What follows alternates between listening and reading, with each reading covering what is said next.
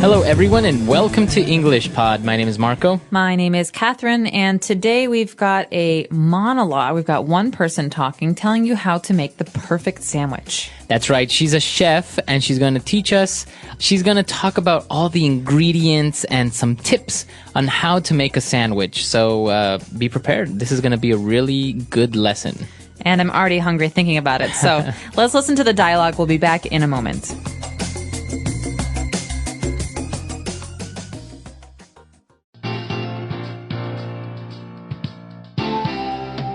Welcome to our show. Today I'm going to show you how to make the perfect mouth-watering sandwich. Are you ready? Let's get started. Let's start with the basics. Bread. Bread is an important ingredient here.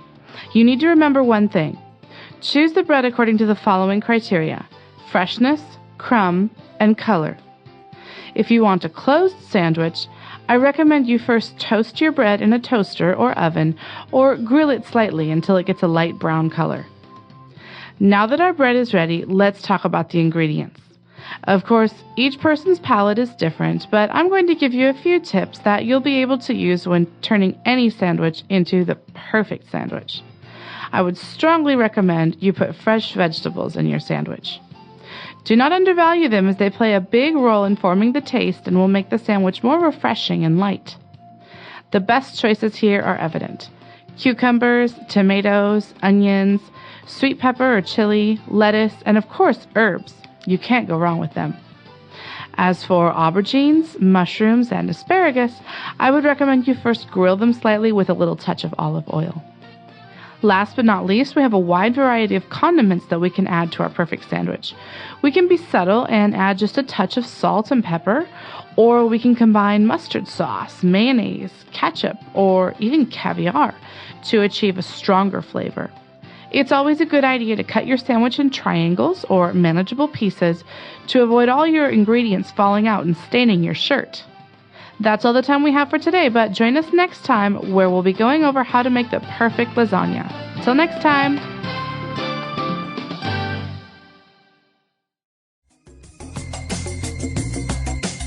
All right, we're back. So obviously, I think she knows what she's talking about. This is going to be a great sandwich. All right, so she mentioned a lot of ingredients, a couple of different words that we might not understand. So let's take a look at them now in language takeaway. Language takeaway. Okay, at the beginning of this monologue, as I said, the chef is talking about things that you need to look for in a bread, because bread is the base of a sandwich. And she mentioned the word crumb. Okay, yeah, she said freshness, crumb, and color. So what does she mean by crumb of the bread? Okay, so a crumb is a very, very, very, very, very small piece of bread. Like when you put bread in a toaster, maybe it's what falls down, actually. We call them breadcrumbs sometimes. You can cook with them, but they're basically little pieces of bread that fall off. Little grains. Okay. Yeah, so usually it happens all the time. You're having cookies or you're having some bread, you bite into it, and little pieces of bread or cookie fall down. Those are called crumbs. That's right. And and I want to remind everyone that the word crumb has a B on the end, C-R-U-M-B, but we don't pronounce the B. We just say crumb. Yeah, you don't say crumb. No. Okay, so just crumb. Yeah, be careful with that one. All right. So we have to keep a lookout for the crumb of the bread. I guess how fresh and how sometimes when you squeeze bread, it makes a nice little sound. Crunch, crunch. Exactly. So, but she's also recommending a couple of different ingredients. And she said, well, it depends on each person's palate. So after we've chosen our bread, she talks about a closed sandwich and maybe toasting it. Okay, so there are two options for sandwiches. You might see these on menus as well as when you're cooking yourself. A closed sandwich means you have two pieces of bread, one on the bottom and one on top. It's closed. Okay. But the opposite is an open sandwich. That means you only have one piece of bread and then maybe you have some meat on top. Oh, okay. Actually, I always thought that for it to be a sandwich, you had to have two pieces of bread. Well, now I would challenge you to look on Google for open-faced sandwich or open sandwich. You'll find some very interesting things. Yeah, I've had them. Actually, you can put some meat and some cheese just on top of a piece of bread and you're done. I'm a huge fan of those, yeah. So that's a closed sandwich, though, when you have two pieces of bread and the meat in the middle. And after that, she talks a little bit about people's tastes and what people want. But she used a very special word. That's right. She said each person's palate is different. Okay, a palate in the context of food and taste means the way that food flavors affect a person individually. That's right. So sometimes you say that some people have a very good palate, so they can maybe tell the difference between a wine from 1978 and a wine from 1980 or something like that. That's right. So you can have a palate, a good palate for wine, but also in this case, we're talking about food.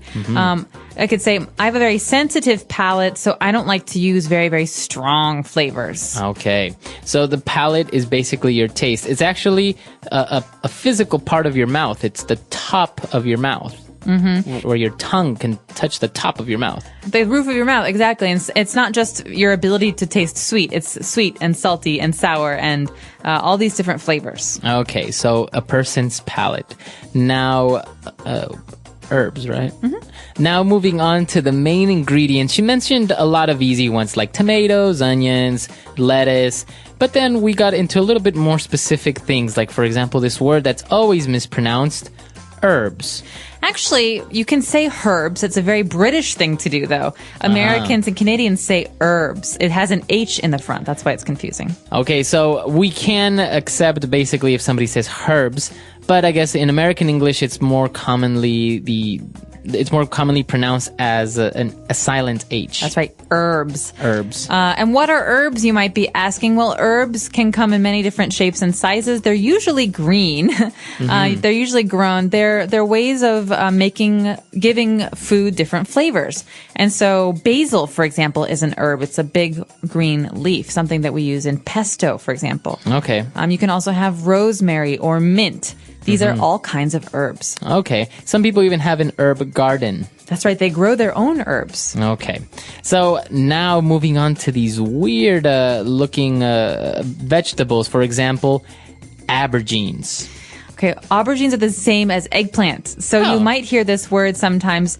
It's basically a big purple vegetable. Okay, so for those of you who haven't seen an aubergine or an eggplant, yeah, it's a big purple vegetable. It kind of looks like a cucumber, but a little bit fatter. Very fat, and they're if you hold them, they're not very hard. They're kind of soft. Yeah. And a lot of people like to grill these or to cook with them in, for example, Chinese food. There's a lot of eggplant or aubergines. All right, so we've had those. We have mushrooms. And what about asparagus?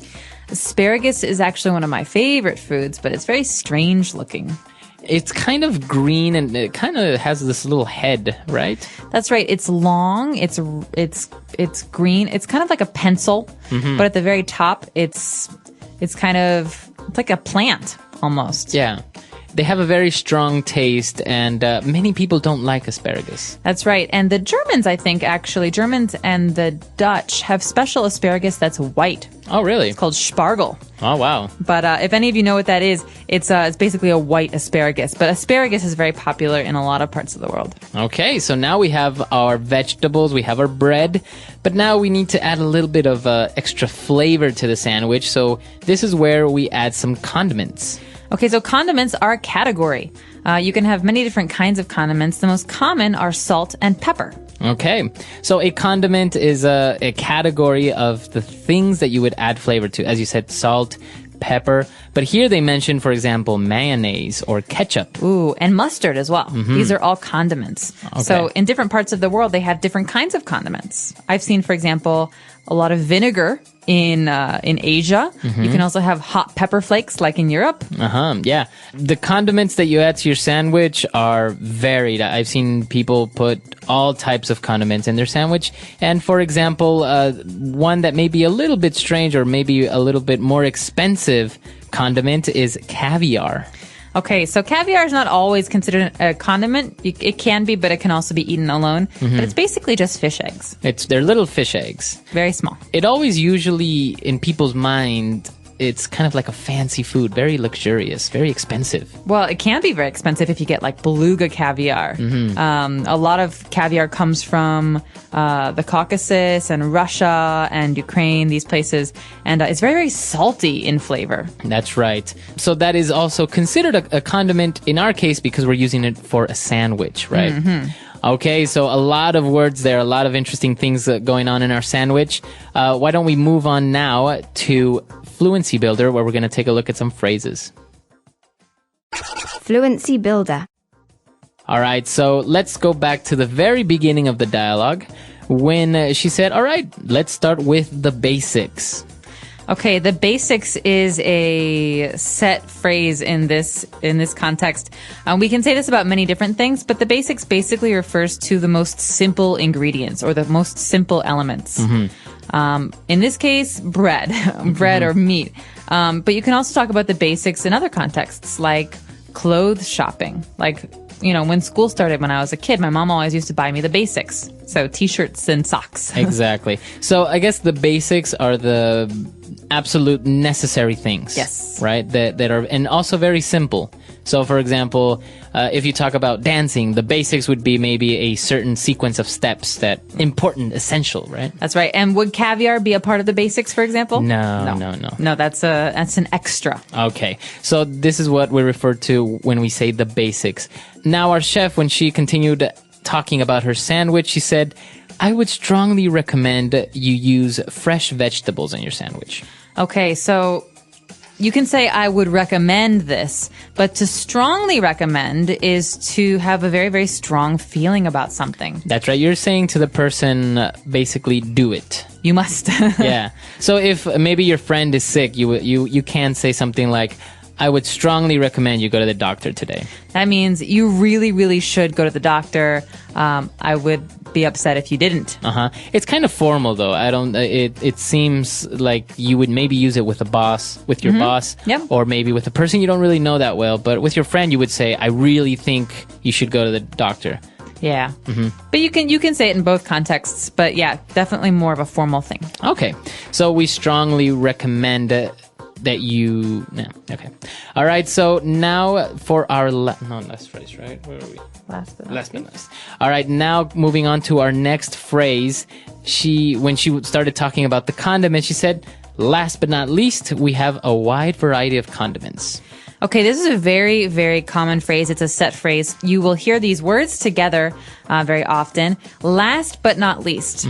What could this possibly mean? So obviously last means the last step here. The last point. But why not least? Well, it's not least important. Just because it's last, it doesn't mean that it's not important. Okay, so maybe there are many people who have to give presentations in school, and I'm the very, very last person to go. The teacher will say, last but not least, Catherine. That's right. Makes me feel better because Exactly. You're saying you're last, but it doesn't mean you're not important. Exactly. So when you want to make sure that the last point of your presentation or what you're talking about is not ignored, or you want to make sure that that everyone knows that it's also very important, you say last but not least. Great. All right. And now last but not least, the end of Fluency Builder, we're going to close off with this little phrase. When she was talking about salt and pepper, she said a touch of salt and pepper. Okay, a touch of salt and pepper is basically a measure. It's not a lot. It's a very little amount of salt and pepper. So we can say a touch. So it's not really a specific quantity though, right? We're not saying like a spoon of salt and pepper. Not at all. It basically means a little bit. A little bit. So you're just saying, maybe you'll hear this in maybe a cooking show, or you'll read it in books when they'll say a pinch of salt, or a touch of salt, or a dash of salt. That's right. You could even say it about other things. For example, if my friend just wrote this article and he wanted me to read it, I say, it's a really good article, but it could use a touch of humor. Okay. I think maybe if you made it a little bit funny, it would be better. Or maybe if you're painting your house, you can say, oh, I think a touch of red paint would look really nice on this wall. That's right. A little bit of red paint would be good. Okay. So a touch of, a really, really good phrase. It makes you sound very natural. Okay, so that's all the time we have for today. But before we go, let's listen to the dialogue again.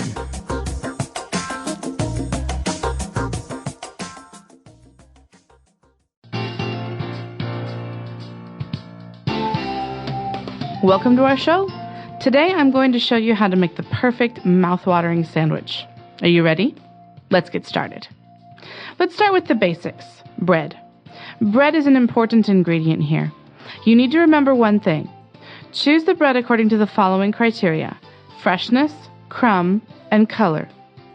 If you want a closed sandwich, I recommend you first toast your bread in a toaster or oven, or grill it slightly until it gets a light brown color. Now that our bread is ready, let's talk about the ingredients.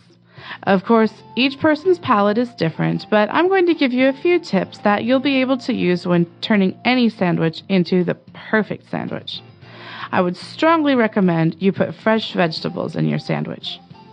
Do not undervalue them, as they play a big role in forming the taste and will make the sandwich more refreshing and light.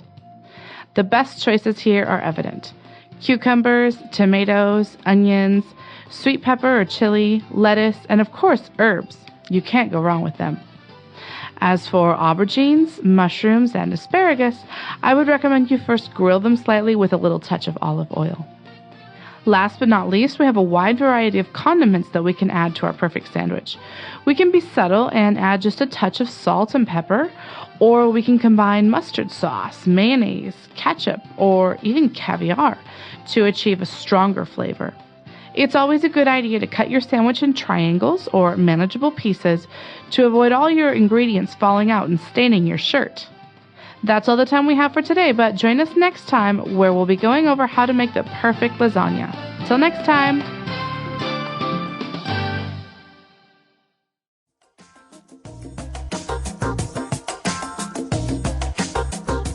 All right, so talking about sandwich, this really reminds me of making sandwiches at home. Grilled cheese sandwich. We didn't really talk about it here, but I think it's my favorite sandwich. The grilled cheese sandwich. Very easy to make, just 2 pieces of bread and cheese inside.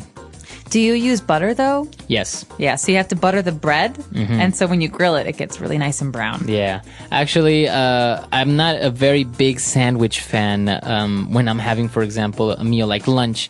I don't really, I don't know. I think I need something more solid than just a sandwich at times. Interesting. I had a sandwich for dinner last night, now that we speak about it. Yeah. I had an egg salad sandwich. So you had egg salad inside 2 pieces of bread. That's right. But the bread I had was French bread. So that long, thin bread was very crunchy, very delicious. But I like sandwiches for dinner. They are a little bit lighter. Yeah. When you're having a big meal, it just seems like, although maybe sometimes places give you very big, heavy sandwiches that have, like ham and salami and just a lot of things in there, so they're very, very filling. That's very true. Like a meatball sub, for example, is a very heavy sandwich. That's right. But sandwiches come in all shapes and sizes. You can make basically any sandwich that your brain can think of. And so we hope that you've learned some words for talking about sandwiches today. Of course, if you have any questions or comments, or you want to share with us your very favorite sandwich, you should do so on EnglishPod.com. All right. We'll see you guys there. Bye. Bye.